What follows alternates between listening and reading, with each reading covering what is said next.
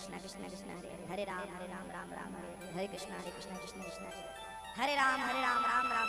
क्या कर रहे हो भाई? आज हमारी एकादशी है ना, आज पूजा कर रहे हैं। आज नाम, जितना नाम ज्यादा जपो उतना फल एकादशी का प्राप्त होगा। लेकिन लोग एकादशी के व्रत में यही पूछते हैं, गुरुजी एकादशी है क्या खाएं आज? लोग हमसे फोन लगा के पूछते, गुरुजी एकादशी क्या खाएं आज? हमने कहा तुम कुछ मत खाओ। नहीं महाराज जी कुछ तो खाना पड़ेगा, तो हमने कहा सब कुछ खा लो। जब तुम खाना ही पूछ रहे हो एकादशी में, तो मत रहो भैया, तुम मर जाओगे भूखे। एकादशी के दिन लोग पूछते हैं क्या खाएं? अरे कुछ ना खाओ ना, फल फूल खा लो और बाकी कीर्तन भजन में मन लगाओ। अब तुम खाना ही पूछ रहे हो, तुम कीर्तन भजन क्या कर पाओगे?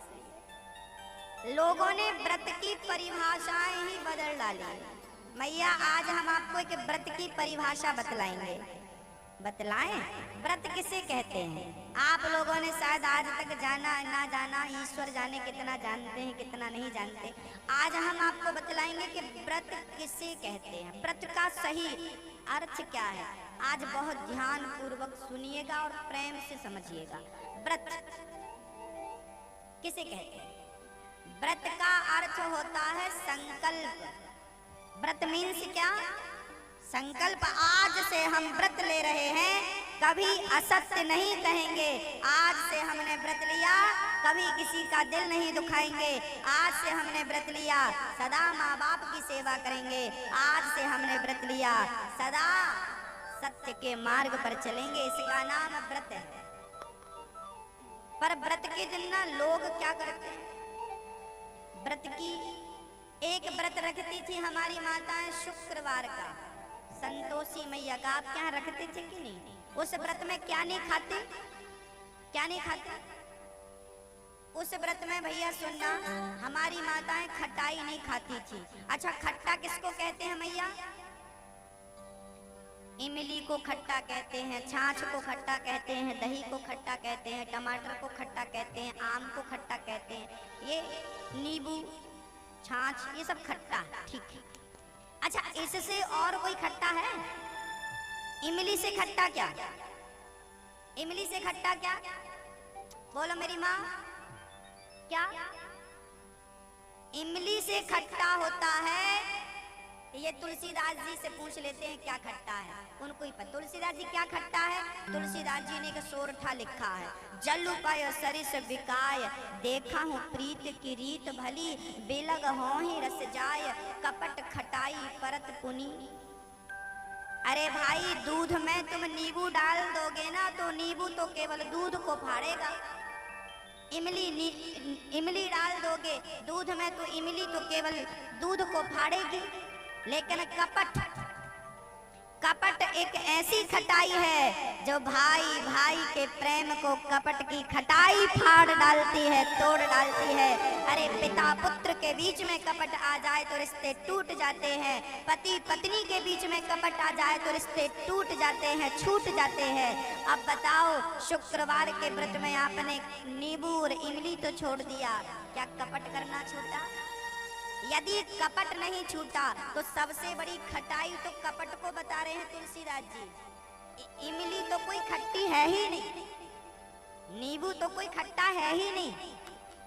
खट्टा है कपट, खट्टा है अहंकार, खट्टा है लोभ, खट्टा है लालच, खट्टा है निंदा चुगली, ये सब खट्टी और खट्टा है।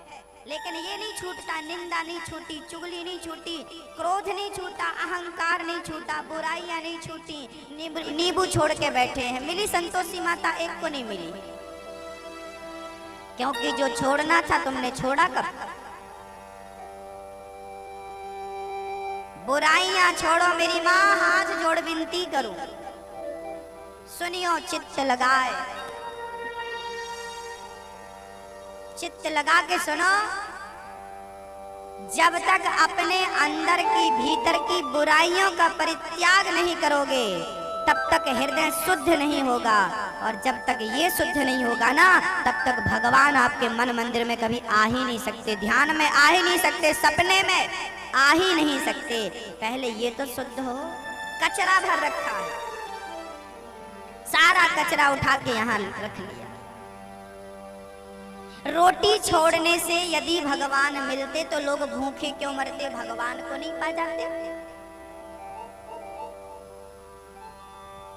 आज हमारा व्रत है, आज हम रोटी नहीं खाएंगे, क्यों? व्रत है हमारा।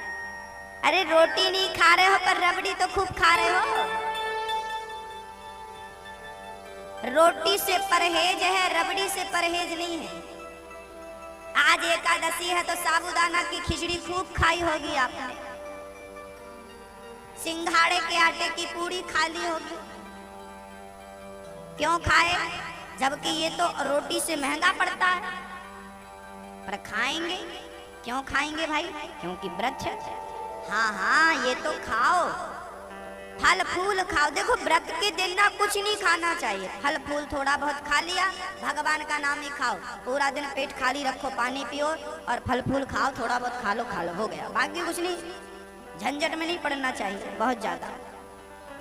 और हम तो कहते हैं कि त्याग करना ही है तो रोटी बाद में त्यागना, अपने अंदर की बुराइयों का त्याग कर देना। इतने सारे व्रत आपने कर लिए, जरा अपने अंदर झांक कर देखो कितनी बुराइयां बची हैं। बुराइयां पूरी हैं और व्रत चल रहे हैं, तो व्रत रखने का कोई फायदा नहीं। और बुराइयों को त्याग दिया और एक व्रत कर लिया, एक व्रत ही आपको भगवान तक पहुंचा देगा। जिस दिन बुराइयों का परित्याग करके व्रत करो, तो कौन सा व्रत करना है?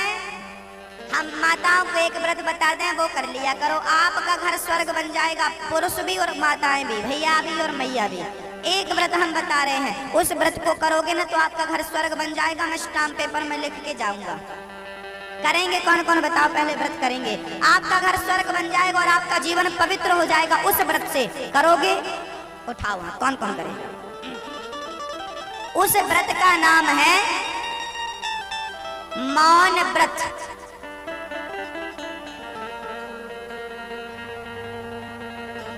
कौन सा व्रत? मौन व्रत। ये व्रत कब चालू होता है? इसके नियम क्या है? बोले जब आपकी सास आपको गाली दे, पड़ोसी आपको गाली दे, कोई आपको गाली दे, तभी ये व्रत चालू होता है और तब तक चलता है जब तक गालियां मिले। उसके बाद फिर ये व्रत खंडित हो सकता है, टूट सकता है। ये दिन में 10 बार करो और 10 बार तोड़ो, कोई प्रॉब्लम नहीं, इसका उद्यापन नहीं होता। कौन सा व्रत? कौन कौन रखेगा? जब कोई गाली दे तो मौन व्रत। क्यों भाई आप गाली नहीं दे रहे, हमारा व्रत चल रहा है। कौन सा मौन? कौन कौन करेगा? इस व्रत को कर लोगे तो आपका जीवन पवित्र हो जाएगा और आपका घर स्वर्ग बन जाएगा। कौन कौन करेगा? से हाथ उठा, हमें बताओ। करेंगे मैया जी? आप नहीं करोगे मैया, हाथ नहीं उठा रही हो, आपको तो गाली देना सास को। उठाओ मेरी माँ, अब तो आप पूरी उठ गई। लो हाथ उठाने का था, मैया पूरी उठ गई। आज से मौन व्रत चालू करेंगे। मौन, देते रहो गाली, देते रहो गाली, हमारा व्रत है। एक व्रत कम कर दो, सोमवार मंगलवार इतने व्रत रखती हो, इनमें से एक कम करो और उसमें इसको ऐड करो, मौन व्रत को। ध्रुव जी महाराज चले हैं, रास्ते में नारद जी मिल गए। आप अपने गुरु के पास जाते हैं ना, तो जाते, गुरु जी हमारे घुटनों में बड़ा दर्द है, गुरु जी हमारे जब चुनाव लड़ रहे हैं जीतेंगे कि नहीं, आशीर्वाद देना, जीते ही जाएं बढ़िया से वोटों से। गुरु जी हमने फैक्ट्री डाली है, अच्छा फायदा होना चाहिए, ऐसा आशीर्वाद देना। आजकल लोग अपने गुरु से यही चाहते हैं कि आशीर्वाद ऐसा हो, फैक्ट्री चले, दुकान चले, चुनाव जीत जाए, फलाना हो। तुम ये उद्देश्य लेकर जाओगे तो तुम्हें कोई सच्चा गुरु नहीं मिलेगा, तुम्हें पाखंडी ही मिलेगा। और जब तुम ये प्रश्न लेकर जाओ, गुरु जी मेरा उद्धार कैसे होगा, मेरा कल्याण कैसे होगा, जब कल्याणार्थ प्रश्न लेकर जाओगे तो सच्चा गुरु आपको मिलेगा, और नहीं मिलेगा तो भगवान ही आपका गुरु बनकर आ जाएगा। राजा परीक्षित को 7 दिन में मरना था। उन्होंने भी गुरु की खोज की थी, कोई गुरु मिल जाए। उनका उद्देश्य था मुझे ऐसा गुरु मिले जो मेरा उद्धार कर दे। तब सुखदेव भगवान प्रकट हो गए थे कि नहीं? आपको तो अपने गुरु से काम बनवाना है, व्यापार चलवाना है। एक सज्जन का हमारे पास फोन आया, गुरुजी घर में चूहा बहुत है। हम बोले आ रहे हैं, हम समेटेंगे, उनको भगाएंगे और क्या करेंगे, गुरु है तो करेंगे, चूहा भगाएंगे। एक सज्जन बुढ़ापे में, अब बूढ़ी बूढ़ी माताएं कहती हैं गुरुजी घुटनों में दर्द है। भैया मेरी माँ, घुटनों में दर्द है, बुढ़ापा तो दर्द के लिए ही बना है। बुढ़ापा क्यों आता है? बीमारियों का घर क्या है? अरे मेरी माँ, अब दर्द ठीक करने की कोशिश मत करो, अब मन भगवान में लगाओ और अपना कल्याण करो। दर्द कितना भी इलाज करा लो, कितना भी पैसा फूक लो, कुछ होने वाला नहीं है। बुढ़ापा तो बीमारियों का घर होता है। जवानी और लड़कपन से भजन इसलिए करने को कहा जाता है क्योंकि बुढ़ापे में मन स्थिर नहीं होता। लड़कपन जवानी में भगवान में मन लग गया तो बुढ़ापा बहुत अच्छा व्यतीत होता है, बहुत बढ़िया व्यतीत होता है। नहीं तो फिर शिकायत करते करते निकलता है। गुरु के पास जाओ पर गंदे प्रश्न लेकर मत जाओ, जमाने के प्रश्न लेकर मत जाओ। मेरा कल्याण कैसे होगा, मुझे भगवान कैसे मिलेंगे? गुरु जी हमें भगवान की कथा सुना दीजिए, ऐसी कृपा करिए कि भगवत प्रेम बढ़े, भगवान के चरणों से प्रीति हो। ऐसा कोई प्रश्न नहीं करता। मैं बार बार लोगों से कहता हूँ, मैं हमेशा ही बाहर रहता हूँ, लोग मिलने आते हैं, गुरु जी ये समस्या है, वो समस्या है। ये समस्याएं लेकर क्यों अपने गुरु के पास जाते हो? ये प्रश्न लेकर जाओ कि मेरा उद्धार कैसे होगा, मेरा मन भगवान के चरणों में कब लगेगा, मेरा मन वश में कब होगा, मेरे हृदय में प्रीति कब जागेगी? जब आपके हृदय में ऐसे प्रश्न जागेंगे और ऐसे प्रश्नों के साथ गुरु का दर्शन करने जाओगे तो उस दर्शन का लाभ होगा। भक्तों, गुरु कृपा होगी, भगवत कृपा होगी। जब आप गलत प्रश्न पूछेंगे तो फिर तो कोई पाखंडी ही मिल जाएगा आपको। चलो भाई इतने दे देना, हम चुनाव जितवा देंगे, चलो भाई ये कर देना, तेरा ये काम करवा देंगे। ये देना लेना तो फिर व्यापारियों का काम हो जाएगा। या गुरु शिष्य के बीच में धन नहीं आता, और जहाँ धन आ गया फिर वहाँ वो शिष्य और गुरु का रिश्ता नहीं है, फिर तो व्यापारी और ग्राहक का रिश्ता है। ये तो व्यापार चालू हो गया। समझ रहे हैं आप लोग? हाँ, तो गुरु जी से एक ही प्रश्न हो, मेरा उद्धार कैसे हो, मेरा कल्याण कैसे हो? शरीर तो रोगों का घर है भैया। कौन हो इस संसार में जिसे रोग ना लगा हो? कौन है जिसके दिन ना बिगड़े हो? इसलिए हालात जैसे हैं उन पर सुधार मुश्किल है, अपने जीवन को संवार लो। श्री ध्रुव जी महाराज ने भगवान को प्राप्त किया, दर्शन किया 6 महीने की तपस्या के बाद, और ध्रुव जी महाराज प्रेम से भगवान को पाकर घर लौटे। जिस माँ ने ध्रुव जी को दुत्कारा था, आज उसी माँ ने हृदय से लगाया, और ध्रुव जी महाराज ने बहुत समय तक 36,000 वर्षों तक राज्य किया। अंत में भगवान के विमान पर, भगवान के पास से विमान भेजा गया। मृत्यु के सिर पे पांव रख के ध्रुव जी विमान पर चढ़ के और भगवान के परम धाम आज भी ध्रुव तारा बनकर श्री ध्रुव जी महाराज चमक रहे हैं। इन्हीं ध्रुव जी के वंश में पृथु हुए हैं जिन्होंने पृथ्वी का दोहन किया है, और पुरंजनोपाख्यान की अद्भुत चर्चा हुई है। एक बार प्रिय व्रतो भागवत आत्मा राम कथम मुने। प्रिय व्रत के बाद, उत्तान पाद के बाद प्रिय व्रत के वंश का श्री परीक्षित को सुखदेव भगवान ने वर्णन किया।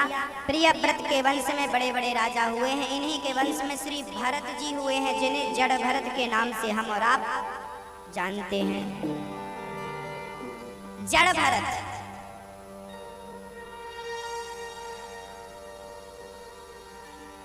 जड़ भरत पहले भरत नाम के एक राजा थे। ऋषभदेव के आप पहले पुत्र हैं, 100 पुत्र हुए हैं। ऋषभदेव जी के सबसे बड़े पुत्र का नाम हुआ है भरत। भरत ने अपनी प्रजा को उपदेश दिया, प्रजा ने नहीं समझा तो भरत जी खुद गंडकी नदी के तट पर जाकर भगवत भजन करने लगे।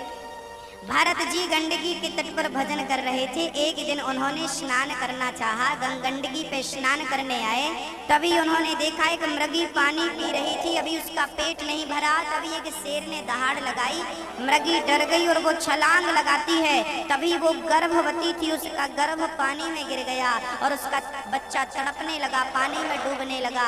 भरत जी ने उस बच्चे को बचाया और अपनी कुटिया में लाके उसका पालन पोषण करना शुरू कर दिया। जान बचा देना गलत नहीं था, पर भरत जी उस मृग में आसक्त हो गए, उस मृग से प्रेम इतना हो गया, उस मृग के बिना दिन नहीं गुजरता, रात नहीं गुजरती। अब भरत जी का मन भजन से छूटकर और मृग में लग गया। घर छोड़ा था भजन करने के लिए और जंगल में भी मन मृग में लग गया। ये मन कब किस में लग जाए कोई नहीं जानता, इसलिए मन का कभी ज्ञानी जन भरोसा नहीं करते कब किस में लग जाए। निकम्मा है ये, धोखेबाज है ये मन, कब आपको धोखा दे डाले कोई नहीं जानता। आपका सबसे बड़ा दुश्मन आपका मन है, यदि वो प्रतिकूल है तो, और आपके अनुकूल है तो वो आपका सबसे बड़ा मित्र है। कौन? आपका मन। भक्तों, गंभीरता से समझिए, गंभीरता से विचार करिए, चिंतन करिए।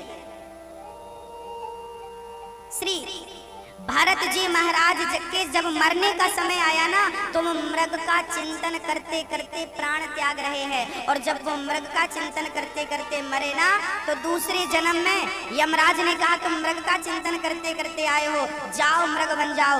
भरत जैसा ज्ञानी, भरत जैसा भजनानंदी संत आज मृग बन करके आ गया। अंते यामति सागति, जिसकी मरते समय मति जैसी होती है उसकी गति वैसी ही होती है। इसलिए अपनी मति संभालिए, इसलिए मरने के समय सावधान रहिए। मरने के समय आपका मन यहाँ वहाँ ना चला जाए, मन जहाँ जाएगा आपको वहीं जाना पड़ेगा। यदि मन पैसों में गया तो अगले जन्म में सांप बनकर आ जाओ। आपने देखा होगा जहाँ जमीन के अंदर धन गड़ा होता है ना, वहाँ एक सांप जरूर होता है। जहाँ माया होती है वहाँ सर्प। सुना होगा आपने ऐसा? हमने भी सुना। हाँ, ये सर्प कौन है? पहले उस धन का मालिक था, धन का चिंतन करते करते मरा तो सर्प बन के आ गया। अब ताको, एक सज्जन बोले महाराज हमारा कुत्ता बड़ा ईमानदार है। हमने कही कुत्ता नहीं है, तुम्हारे दादाजी है। दादाजी? बोले हाँ, तुम्हारे दादाजी जब मरे थे ना तो उनको चिंता थी घर का कौन देख रेख करेगा, घर कौन संभालेगा, बेटा बड़ा लापरवाह, घर का क्या होगा, मैंने इतनी मेहनत से बनवाया, घर घर करते मरे थे तो भगवान ने उसी घर का कुत्ता बना के भेज दिया। तुझे बड़ी फिक्र थी, जा तो कुत्ता बन के आ गया। आपकी मति में मरते समय जो होगा आपकी गति वही होगी, याद रखना। इसलिए मरते समय धन दौलत जर जमीन से अपने मन को हटा, अभी याद रखना, क्योंकि मरना तो पड़ेगा ना एक दिन, नहीं मरोगे। हाँ, तो इसलिए याद रखना, मेरी बात गांठ बांध लेना। घर वाले कोई रोए तो रोने मत देना, चुप रहो। अभी मरे कहाँ है, अभी भजन करो भगवान का। मर जाए तब रोना। हाँ, श्री भरत जी महाराज दूसरे जन्म में मृग बन के आए और उस मृग की योनि को उन्होंने छोड़ा। तीसरे जन्म में एक पंडित जी के घर में उनका फिर से जन्म हुआ। अब भरत जी को पता था मैं पिछले जन्म में मृग बना था, आज फिर मनुष्य बना हूँ, अब मैं गलती नहीं करूंगा। अब वो चुप रहा करते और प्रेम से भजन किया करते। हाँ, पिताजी बोले गायत्री मंत्र याद कर लो, भरत जी बोले नहीं हम याद नहीं करेंगे।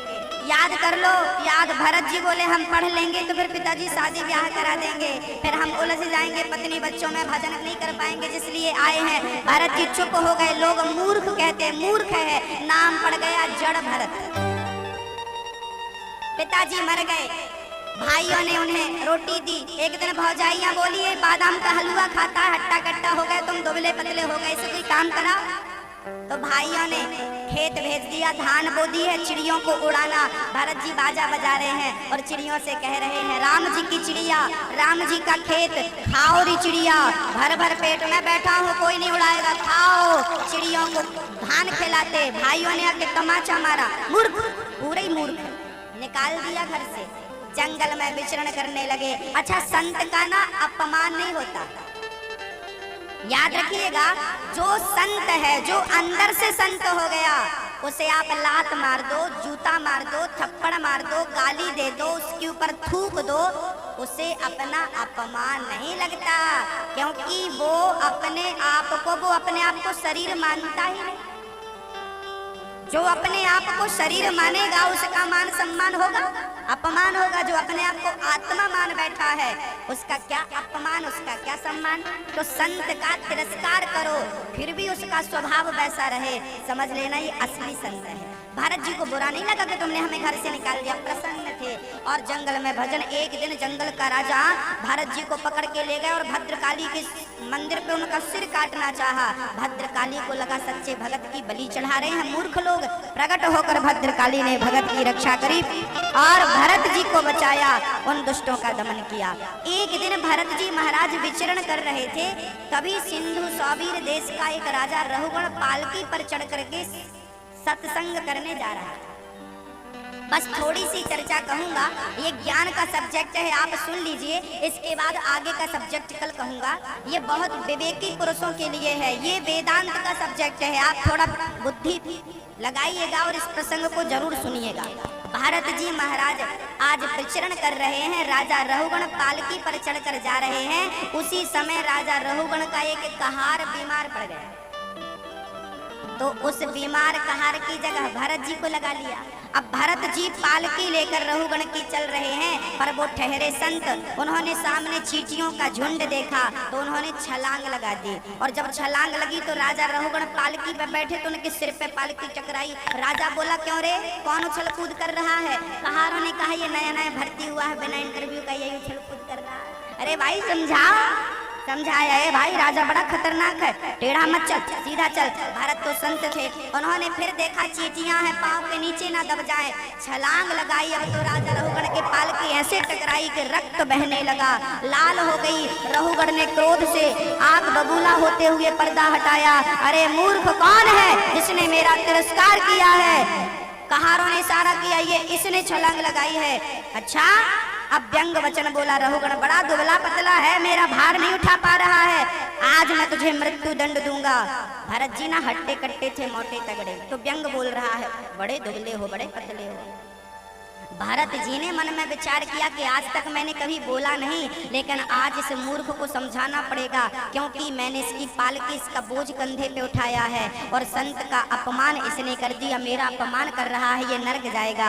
और मैंने इसे ज्ञान नहीं दिया तो लोग कहेंगे जिसकी पालकी भरत ने उठाई वो नरक चला गया। संत जिसका बोझ उठा लेते हैं ना भक्तों, फिर उसे नरक नहीं जाने देते। संत जिसको अपने कंधे पे उठा लेते हैं उसे नरक कैसे जाने देते?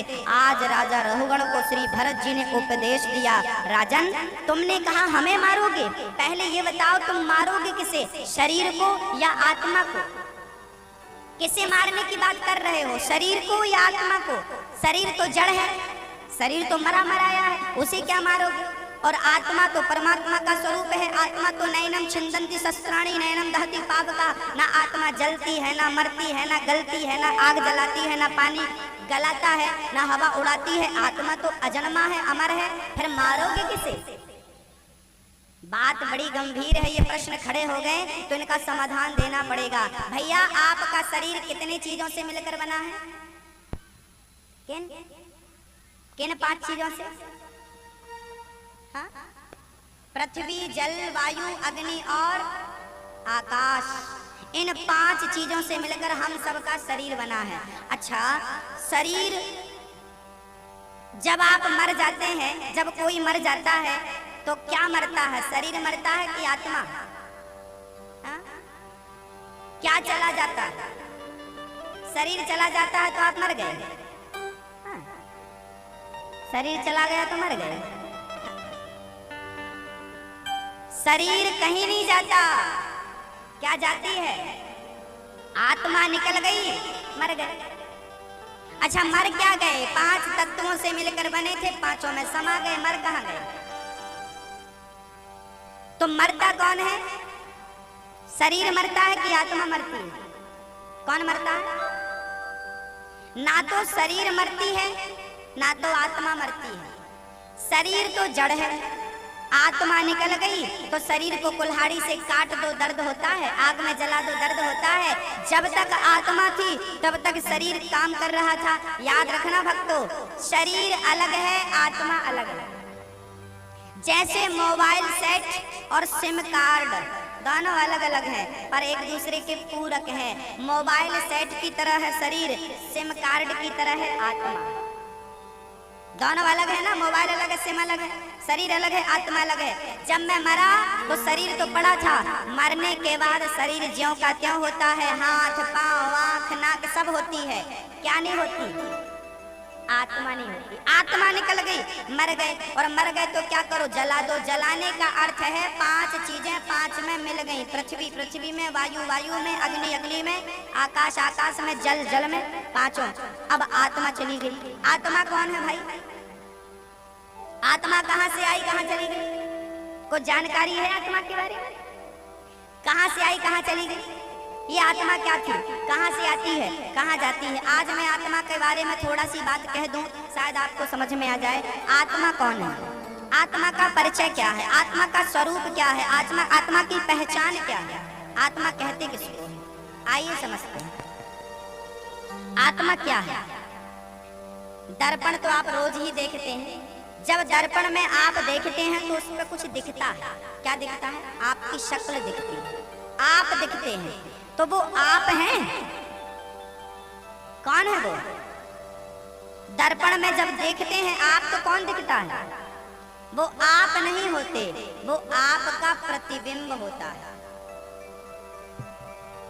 हाँ? वो आप होते हैं क्या? वो आप नहीं है, वो आपका क्या है? वो आपका, वो आपका प्रतिबिंब है। जैसे हमारा प्रतिबिंब दर्पण में नजर आता है, हूबहू हम जैसा दिखता है। हाँ, हमारा ही है, हमारा है तो हमारे जैसे दिखेगा, हमारा प्रतिबिंब तो हमारे जैसे दिखेगा, आपका तो आपका ही जैसे। जैसे दर्पण में प्रतिबिंब नजर आता है, ऐसे शरीर है दर्पण, और इस दर्पण में आत्मा है परमात्मा का प्रतिबिंब। परमात्मा का प्रतिबिंब शरीर के दर्पण में नजर आता है, तो आत्मा परमात्मा का प्रतिबिंब है। ईश्वर अंश, जीव अविनाशी, चेतन अमल सहज सुख राशि। आत्मा का स्वरूप ही परमात्मा है। वो परमात्मा से निकलकर हम तक आती है और हमसे निकलकर परमात्मा में लीन हो जाती है। जैसे आपका प्रतिबिंब आपके अंदर से प्रकट हुआ और आपके अंदर ही लीन है, आपसे अलग हुआ क्या? दर्पण आया सामने तो प्रतिबिंब आया, दर्पण गया तो प्रतिबिंब कहाँ चला गया? कहाँ चला गया? कहाँ चला गया? जवाब है जैसे आपका प्रतिबिंब दर्पण में प्रकट होता है और फिर लीन हो जाता है, ऐसे ही आत्मा परमात्मा से प्रकट होती है, परमात्मा में जाकर समा जाती है। ये आत्मा का स्वरूप है। शरीर और आत्मा ना, शरीर मरता है, शरीर तो मरा मराया, उसे मारने की जरूरत क्या? वो तो आत्मा निकल गई तो मरा है, आत्मा आ गई तो फिर जिंदा हो जाएगा, तो वो तो मरा मराया। आत्मा भी नहीं मरती, शरीर भी नहीं मरता। मरता कौन? कौन मरता? एक बात बताऊं, मरता कोई है ही नहीं, कोई नहीं मरता। अच्छा, कोई नहीं मरता, फिर ये फलाने जी मर गए, लोग लिखते हैं फलाने मर गए ना, कोई नहीं मरता। आज मैं आपको ये ज्ञान की बात बता दूं, कितना समझते हैं आप जाने। कोई मरता है ही नहीं। एक बात बताओ, बिलासपुर की एक लड़की, उसका विवाह हो गया रायपुर में, तो बिलासपुर छोड़ के रायपुर चली जाएगी कि नहीं? हाँ, चली जाएगी। शादी हो गई, लड़की पली बिलासपुर में, खाई बिलासपुर में, आंगन बिलासपुर में, माँ बिलासपुर में, पिता बिलासपुर में, भाई बहन सब बिलासपुर में, शादी रायपुर में हो गई। तो बिलासपुर एक पल में छूट गया कि नहीं? हाँ या ना? छूट गया। जैसे वो लड़की अपना मायका छोड़ के ससुराल चली गई, ऐसे हम ये दुनिया हमारा मायका है, ये हम मायके में हैं। और जब हम मरते हैं ना, तो मरते नहीं हैं, अभी तक मायके थे, अब ससुराल चले गए अपना हिसाब किताब देने के लिए। तो ससुराल जाने को आप मरना कहो तो कहो, हम तो नहीं मानते कि कोई मरता है, कोई मरता है ही नहीं। ससुराल जाओगे, अभी तक यहाँ मृत्यु लोक में है, और फिर आत्मा निकल के अपने उस लोक में चली जाएगी जहाँ हिसाब किताब देना है।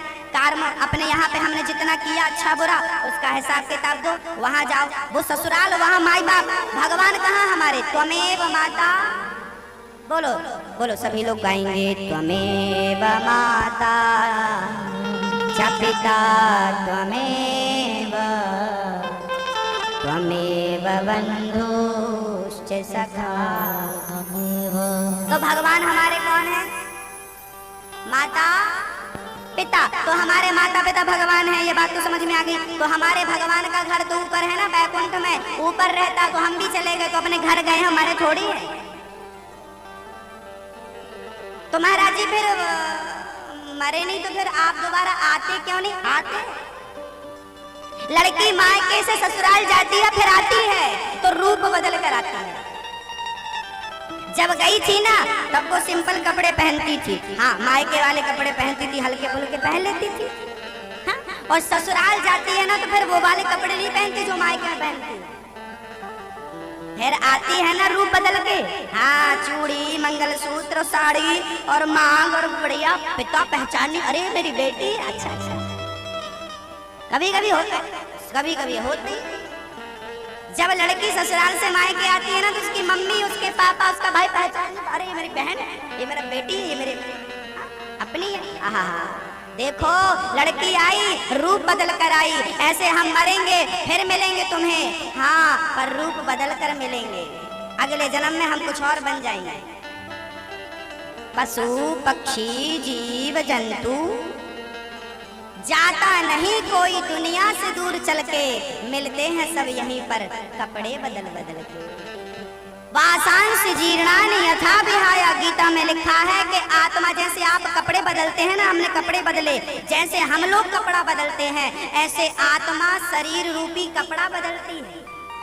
कभी पुरुष का कपड़ा, कभी स्त्री का कपड़ा, कभी चींटी का कपड़ा, कभी हाथी का, ये बदलना है, बदल जाता है। मर के जाएंगे आत्मा दूसरा चोला धारण कर लेगी, फिर यही आना है आपके आसपास। ये जो आपके घरों में चींटियां घूम रही है ना, हो सकता है में से एक आध आपकी बहन हो जो मर गई थी बचपन में। आपकी दादी अम्मा बैठी है कहीं आजू बाजू में, हो सकता है आपकी पड़ोसन बन के आ गई दादी अम्मा। आपकी सास की सास आपकी पड़ोसन बन के आई है, बहुत झगड़ा चल रहा है। ये सब कौन है? इसलिए कहते हैं सबसे प्यार से रहो, सबसे प्रेम करो, क्योंकि सब में वही परमात्मा विद्यमान है, सब में वही समाया। ना जाने किस रूप में नारायण मिल जाए आत्मा। और अब ये प्रश्न खड़ा हुआ महाराज जी, यदि आपकी बात सही है तो फिर हमने पाप किया पुण्य किया, गुरु जी कहते नरक जाओगे स्वर्ग जाओगे। भाई नरक स्वर्ग भी तो जाना रहता है, तो नरक स्वर्ग कौन जाता है?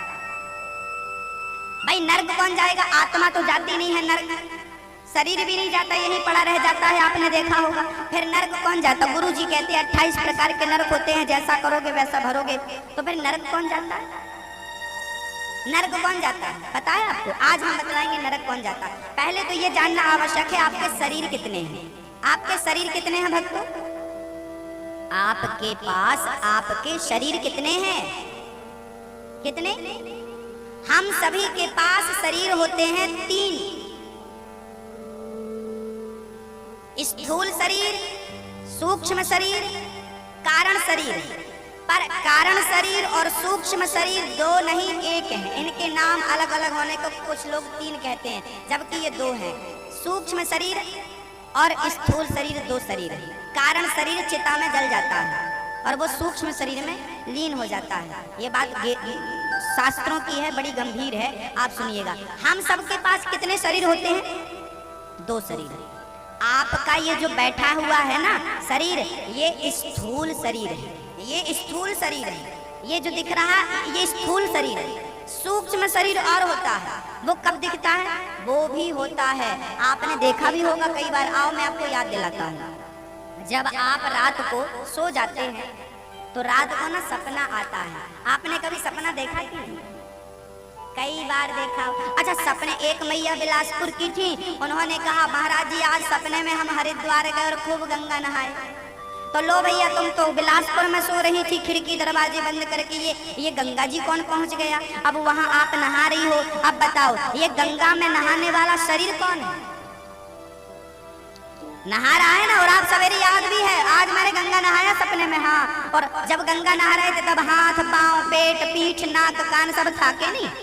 तो भैया आपका तो शरीर यहाँ सो रहा था, वहां कौन था? वो कौन था? वो स्वप्न का दृष्टा जो है उसी का नाम है सूक्ष्म शरीर। और याद रखना ये बात श्री कबीरदास जी ने मोहर लगाई, माया मरी न मन मरा, मर मर गया शरीर, आशा तृष्णा ना मरी, कह गए दास कबीर। ये शरीर मर जाता है, जल जाता है, आत्मा परमात्मा में मिल जाती है, पर वो सूक्ष्म शरीर और मन, कौन?